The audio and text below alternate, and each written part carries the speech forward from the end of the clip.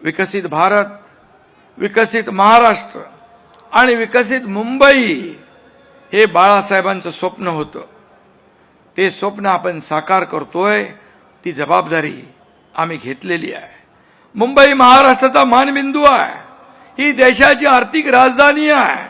आर्थिक राजधानी ती असली पाहिजे आणि आर्थिक राजधानी सारखीच ती असली पाहिजे आणि दिसलीही पाहिजे, हे आम्ही महायुतीने ठरवलेलं आहे.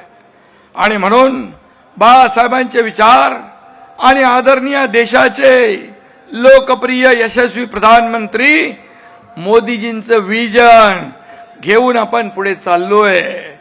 मुंबईच्या सर्वांगीण विकासासाठी अहोरात्र आपण काम करतोय.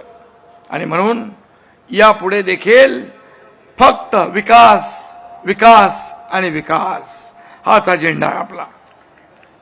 काही लोकांना फक्त निवडणूक आली की मराठी माणसाची आठवण येते. एरवी ही मंडळी मराठी माणसाकडे ढुंकूनही पाहत नाहीत आणि त्यांना मराठीसाठी काही करावं असं वाटतही नाही, वाटलंही नाही. मी मागेही म्हणालो होतो, दिवसभर नेटफ्लिक्स आणि जमेल तेव्हा पॉलिटिक्स एवढाच त्यांचा इंटरेस्ट आहे.